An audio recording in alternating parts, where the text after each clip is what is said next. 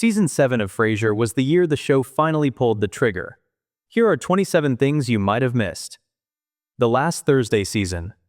When NBC moved Frasier into Seinfeld's old 9 p.m. Thursday slot at the start of Season 6, it felt like a coronation. 2 years later, the network was already planning the next move. This is Dr. Frasier Crane. I'll be filling in for the last hour of the morning zoo.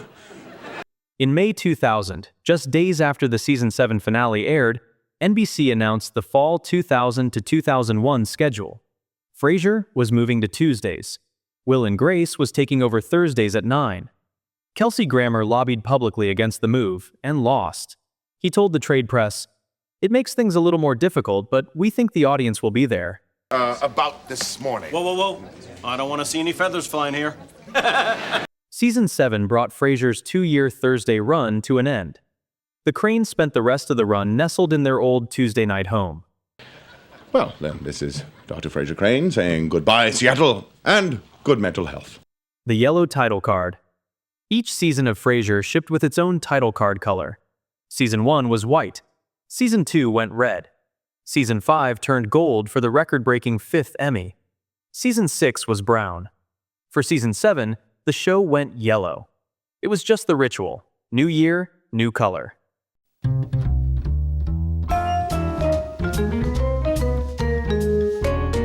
The Lloyd and Keenan era at full strength. By Season 7, Frasier had 2 co-showrunners. Well, at least I'm not spindly. Who you calling spindly, fatface? You, spindly, fatface! Christopher Lloyd had been running the writer's room since Season 6, taking over from the original trio of Angel, Casey, and Lee.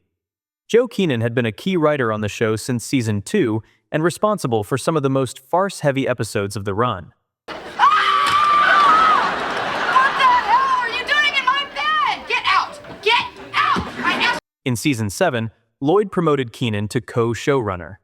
The pairing produced the most decorated writing year the show would ever have. How often do you get to hear your son on the radio? I'm on the radio every day! The two of them would split the Writers Guild Award for the season finale, and Keenan picked up a second WGA nomination for Out with Dad. It was, in short, the room operating at its peak. We better hurry up. Don't want to miss the second act. Oh, who cares? Just be more goofy stuff that never happens in real life. Mamma Mia, and the Rita Wilson setup. The Season 7 premiere has Frasier dating a children's book author, played by Rita Wilson. I'm Mia Preston. Mia Preston, the children's book author? The joke is that Wilson is a dead ringer for Frasier's late mother Hester, a fact that Niles and Martin clock immediately and try to keep from Frasier. You're right, Dr. Crane. I'm sorry, Daphne, it's just that Mia looks exactly like our mother. The episode pivots on him eventually figuring it out himself while watching Hester home movies at Martin's cabin. It's Mia. Oh my gosh, Frasier did tell you I was coming, didn't he? Oh, yeah, of course he did. What was also happening is that the writers were planting a seed. 2 seasons later, in Don Juan in Hell Part 2, Rita Wilson returned to play Hester Crane in a dream sequence, alongside Bebe Neuwirth's Lilith and Shelley Long's Diane. The Mad TV crossover. KACL's new morning team, The Carlos and the Chicken! In Radio Wars, 3 episodes into Season 7, KACL hires a new morning team called Carlos and the Chicken. Yeah, Dr. Crane, please, yeah? Yes, this is Dr. Crane speaking. Herr Brumholt, may I say, it's quite an honor. Yeah. They prank call Frasier in the middle of the night, while on air, and get him to describe his own body to a fake German sculptor. 6'1", medium build, broad shoulders, sublimely proportioned. The whole episode is built around 2 shock jocks weaponizing Frasier's vanity, which turns out to be extremely easy. Insist, I use jasmine, lavender, rose hips, and a little Tahitian vanilla. The performers playing Carlos and the Chicken were John Ennis and Brian Callen. Brian Callen had just come off 3 years as a main cast member of Fox's Mad TV. John Ennis was a fellow alum, freshly departed at the end of the show's previous season. Hey, listen, I think we found out what the problem is. It's that humongous ass of yours! This was effectively a recent Mad TV crossover, with two of the sketch show's biggest names dropping in to play prank radio caricatures of themselves. Walk around a little bit while you sang. Or maybe, if you could stomp around, that'd be great. Stomp around. Yeah, look, if there's too much trouble, I could send my assistant Jimmy up there to stomp around. Oh, Lord, no. Katie Finneran debuts as Poppy. Episode 4 introduces Poppy Delafield, the KACL owner's daughter, who has been parked at the station as an intern and cannot stop talking. I was in Paris last month, or was it Madrid? No, Paris. And I said to myself, that's enough gallivanting for you, young lady. It's time you get a job. Poppy is played by Katie Finneran. At the time, Finneran was a working New York stage actor. Over the next decade, she would win 2 Tony Awards, for Noises Off in 2002 and Promises, Promises in 2010. She's now one of the most decorated comedic stage actors of her generation. Oh, I can't. Mommy's taking me shopping. She spoils me something horrible. I guess it's an only child thing. Anything I want, I just have to ask. The chatty intern at KACL was her sitcom break, The Late Dr. Crane and the Birth of Mel Karnofsky. If you followed our Biggest Plot Holes video, you'll know that episode 8 is the one where the media reports Frasier dead based on a hospital mix-up, complete with the on-screen obituary listing his dates as 1952 to 1999. After checking into the hospital with what appeared to be minor injuries from a fender bender, radio psychiatrist Frasier Crane died suddenly today. But there is also a major development in Niles' world during that same episode.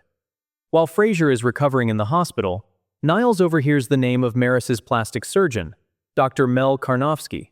I'm so sorry to keep you waiting. Melinda Karnofsky.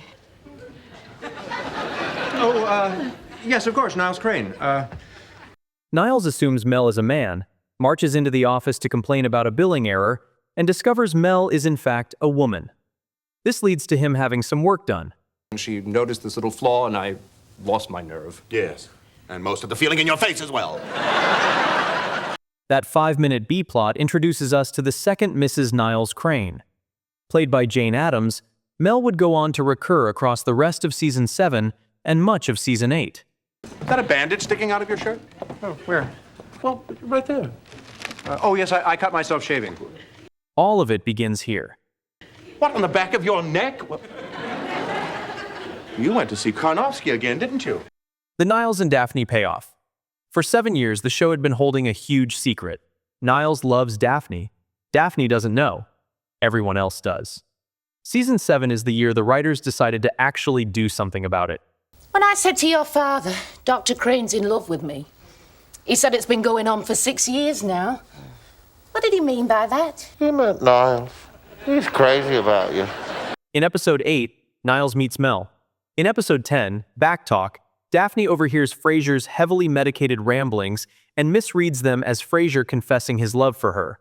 In episode 11, The Fight Before Christmas, Frasier finally clears that up and accidentally tells her the truth about Niles instead. What? Daphne knows that you have feelings for her. She's known for some time. How? Well, it's a long story.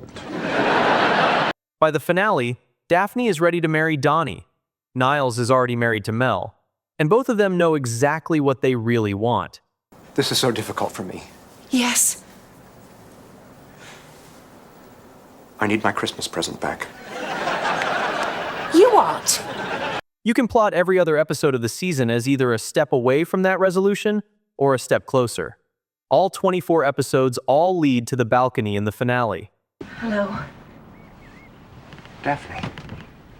I was wondering if you might be free for a date. My God, yes! The Apparent Trap and the Return of Lilith. 2 seasons. That's how long Bebe Neuwirth had been off Frasier when Season 7 started. Her last spectacular appearance had been in Season 5's Room Service. Niles, sorry to hear your marriage ended in a shambles. Ditto. Episode 9 brought her back. Hi, Dad. Frederick! Hi. Hello, Frasier. Hello. Oh, gosh, I was starting to get worried about you. You're an hour late. The Apparent Trap is the Thanksgiving episode where Frederick tries to manipulate Frasier and Lilith into getting back together. The plot is essentially Lilith and Frasier trying to outwit their own son. Wait, you think I'm responsible for this? You assume you can just snap your fingers and old Frasier will come a-running? Well, I'm sorry it doesn't work that way, sister. What makes the episode important is who else is in it. This is the first time Lilith and Niles have been on screen together since Room Service. So it is true. Congratulations to you both. Good night. The writers played the awkwardness for everything it was worth. Niles spends most of the episode trying to leave the room. Out with Dad and the Valentine's guest stack. Episode 15 is the Valentine's Day episode. Niles cancels a planned night at the opera with Frasier to be with Mel. Frasier asks Martin to go instead because he spotted a beautiful woman across the auditorium and he wants company. Oh, jeez. Oh, you could stay home with us and watch sad movies. Sophie's choice. I'll say it is. The woman is Emily, played by Marg Helgenberger, just months before CSI made her one of the most watched actors on American television. I'm Helen Browning. This is my daughter, Emily. Hello, I'm Frasier. Great. Emily's mother takes a shine to Martin. Martin panics. Martin tells her he's gay. Lying in that alley, covered with blood, bullet in my hip, and I said, that's it, I'm gay. This backfires immediately. The mother promptly sets him up with Uncle Edward. Edward is played by Brian Bedford, a Tony winner and the voice of Robin Hood in the 1973 Disney film. Helen, the mother, is played by Mary Louise Wilson, who would later win her own Tony for Grey Gardens. Hello. Darling!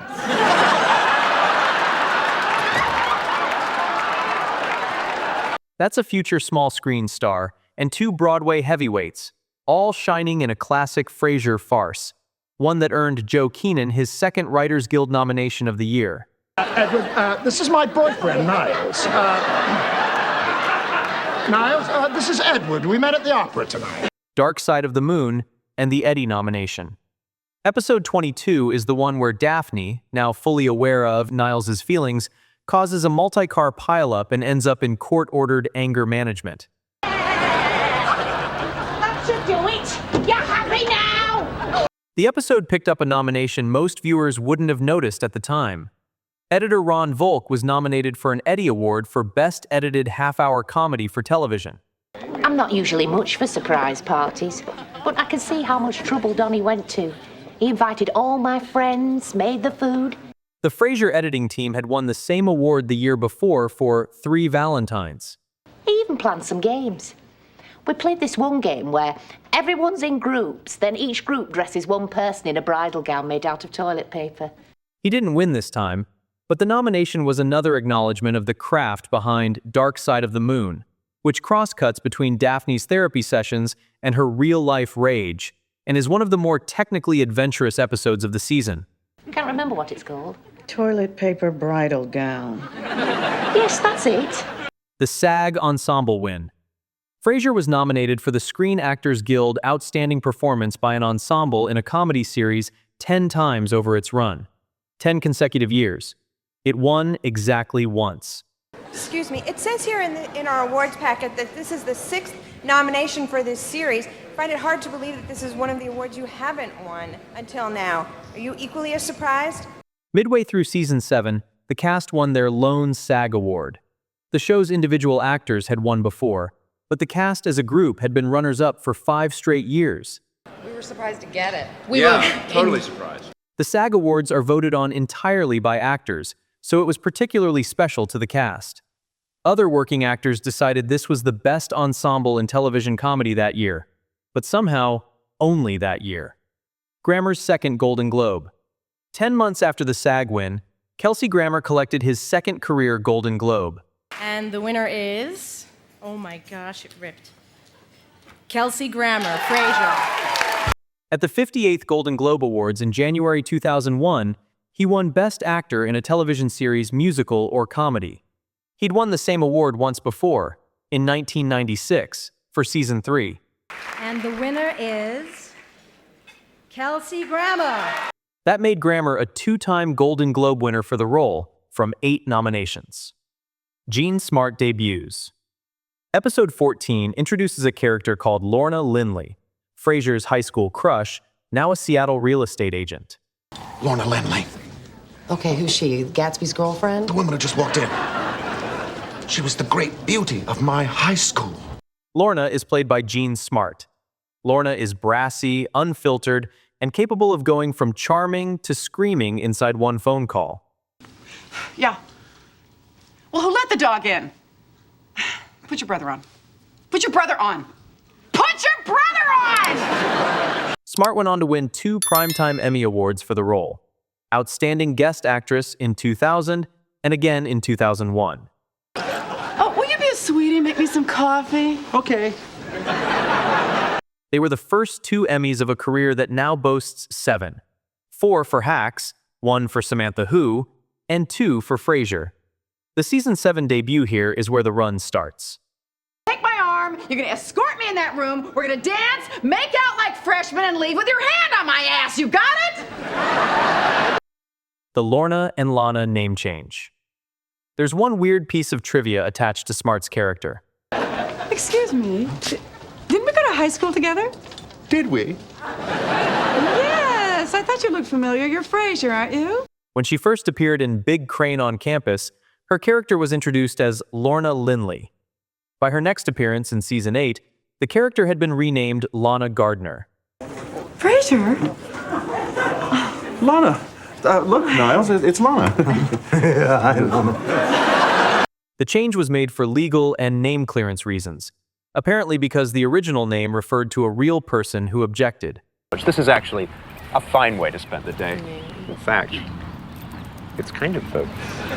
By the time Smart returned, Lorna Linley had become Lana Gardner. Same character, same chain-smoking energy, entirely new name. The show never acknowledges the swap on screen. Very good. Although it's Gardner now, but I'm going back to Lenley. I was just recently divorced. Oh. It's a small detail, but it's a useful reminder that even the most polished show on television was occasionally caught off guard. RDWRER, and Grammar directs the Millennium. Episode 12 is the first Frasier episode to air in the 2000s, January 6th, 2000. And it's a flashback to the Crane brothers' Y2K Eve. The custom plates I ordered for my Winnebago. Yay! Well, $50, but I think it says it all. Frasier and Niles can't get a flight to a wine club party in Sun Valley. Martin offers to drive them in his new Winnebago. The vehicle has personalized plates. Frasier and Daphne stare at the plates, trying to parse them. Red Warrior. Red Wearer. Oh, for God's sake, Road Warrior. Daphne reads it as Rid Warrior. Frasier reads it as Red Wearer. Martin, exasperated, finally explains Road Warrior. Wearer. Red Warrior. The episode was directed by Grammer himself, his sole Season 7 directing credit. Gee, Niles, you seem a little cranky. Well, perhaps that's because I was roasted out of a warm bed at the crack of dawn and herded onto a Winnebago. The Cranes spend the actual stroke of midnight on the side of an interstate, briefly stepping outside the Winnebago to sing Auld Lang Syne before a coyote sends them sprinting back inside. Should old acquaintance be forgot what old lang syne? A very low-stakes Millennium episode. God, that felt great! Wow, this is really quite an adventure, isn't it, Dad? In the UK, the episode was retitled The Winnebago Show, almost as if Channel 4 didn't trust British audiences to parse RDWRER either.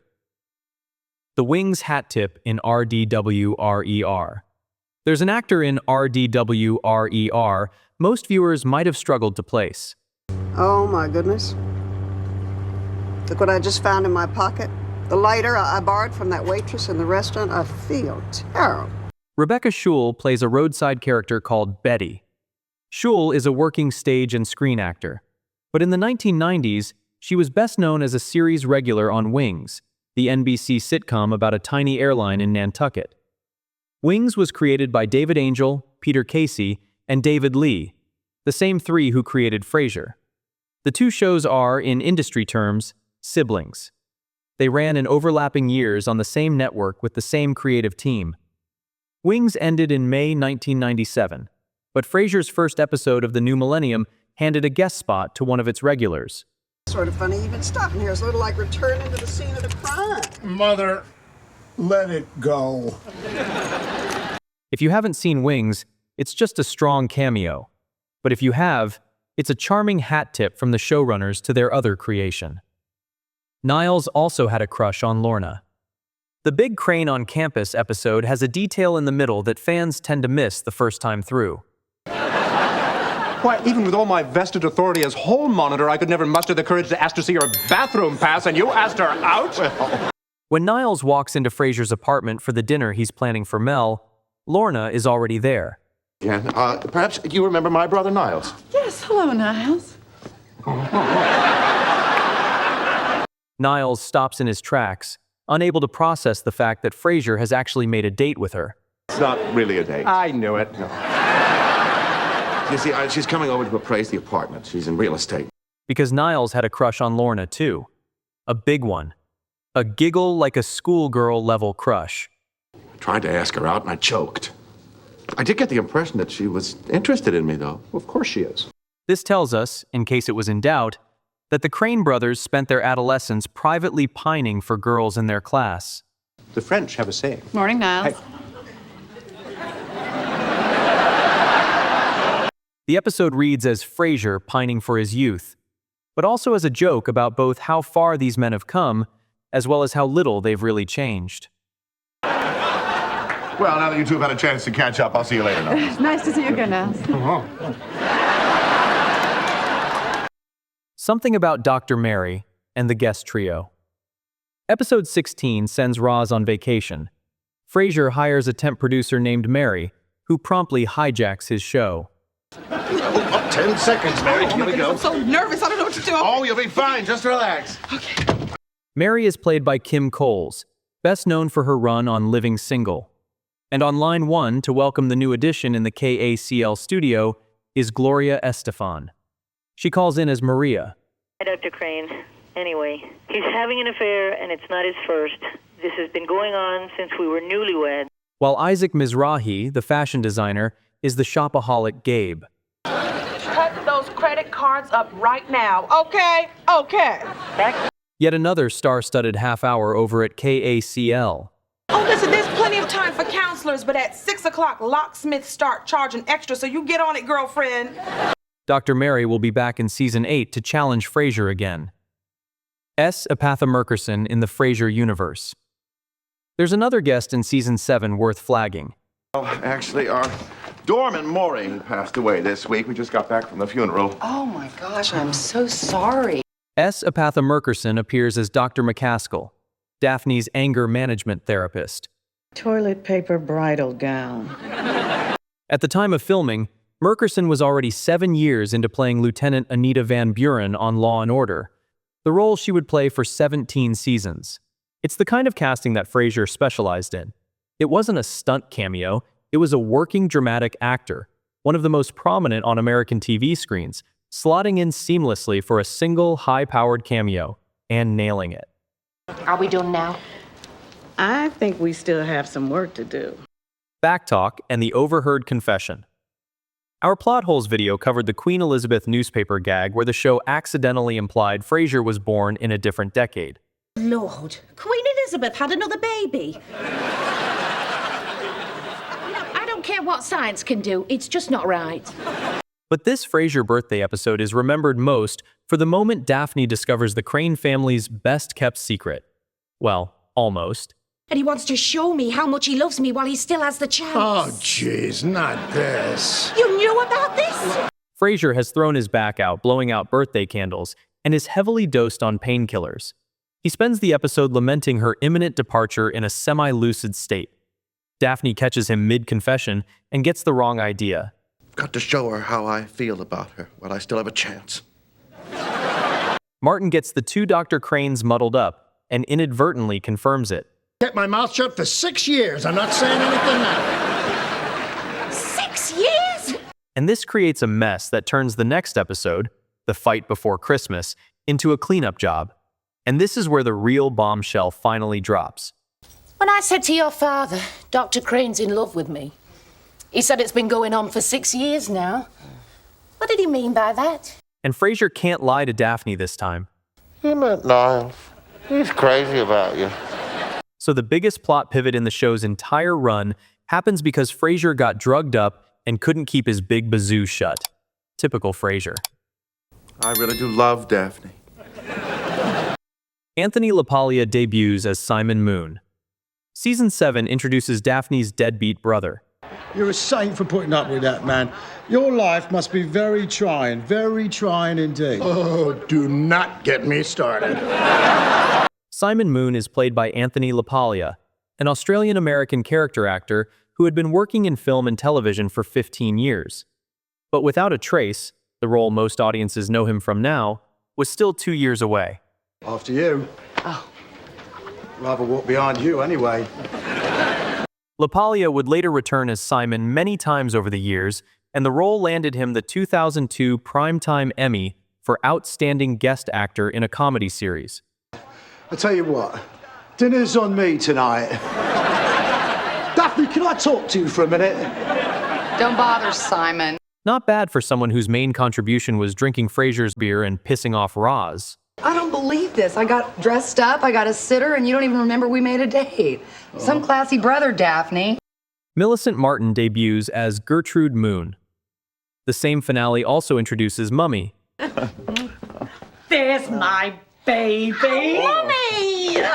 Gertrude Moon, Daphne's overbearing, perpetually unimpressed mother, is played by Millicent Martin. Martin is, in British comedy terms, royalty. In the 1960s, she was a regular on the BBC's That Was the Week That Was, alongside David Frost. I want to thank you, Donnie, for rescuing my daughter from that horrible Dr. Crane. She'd worked for half a century in British musical theatre, film, and television. Frasier put her in a single rehearsal dinner scene and let her tear through it, and she settled in immediately. Well, come here, let's have a look at you. We were starting to think our Daphne would never find herself a young man. And I see she hasn't. But beggars can't be choosers. The character would return repeatedly across the rest of the run. The casting was a coup that British fans clocked immediately. You arranged for me. Oh, God. Can't even bear the smell of that. Take it away. Oh. 2 alternate endings were filmed. Now this really is a deep cut. The season 7 finale is one of Frasier's most loved, most decorated, most rewatched episodes. The Niles and Daphne payoff at the end, Daphne in her wedding dress, asking Niles if he might be free for a date, and the two of them driving off in Martin's Road Warrior Winnebago, is the moment we've been building towards for 7 years. But the show actually filmed it twice. Oh, Roz! Niles! According to the production transcript, 2 alternate endings were written and shot. Both were played in front of the live studio audience, and the audience picked which one would air. You two should be running along. I'll be fine. All right, well, take care, Niles. No. Thanks for dinner. It's been a wonderful evening. It's one of those times you just don't want to end. The version we all remember, Daphne in the passenger seat, Niles in the driver's seat, the road warrior pulling away, was the one they preferred. Fasten your seatbelt, Daphne. Fasten yours, Niles. Nobody has publicly confirmed what the other version was. The transcript only notes that the audience chose this one. And obviously fans were very happy to finally see a happy ending for these two. The Mrs. Richmond elevator joke. Every time someone in the 2-part finale needs to have a private conversation about the Niles and Daphne situation, they end up in the elevator. And every time, the elevator already contains Mrs. Richmond. Not until you promise not to kill your brother. Oh, all right. Right. It's not as if he doesn't deserve it. Telling everyone I'm carrying Donnie's baby. Mrs. Richmond is one of Frasier's neighbors, and she just keeps happening to be in the elevator a lot in this episode.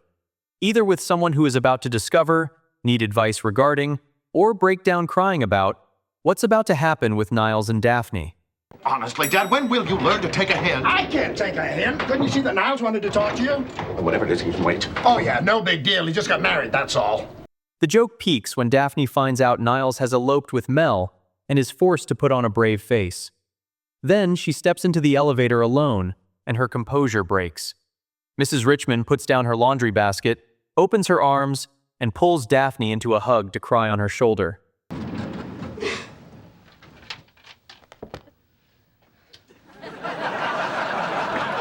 It's the smallest beat in the whole finale. Two characters who we have never seen speak to each other before, and a hug that doesn't need explaining. Poor Daphne. Would you please keep out of this, Mrs. Richmond? We have got to get back up there. We're going to the... The year Frasier officially grew up. For 7 seasons, Frasier had been partially built on the long tease of Niles pining after Daphne. Season 7 used to put an end to that. You want me back, don't you? And I'm sick about it, but I can't find anybody else. Sorry, Roz. I already invited somebody else. She's driving up on Saturday to join me. By the time the Road Warrior pulled away, Frasier was about to become a different show. From season 8 onwards, we get the honeymoon, the Mel divorce, Frederick growing up, Daphne's pregnancy, Martin and Ronnie, and the series finale in 2004. So that was Frasier season 7, the year of the SAG, the second Golden Globe, Gene Smart and Niles finally getting the girl. Where do you rank season 7? Is it one of the show's best? Let us know in the comments and stay tuned for more. And as always, I'm listening.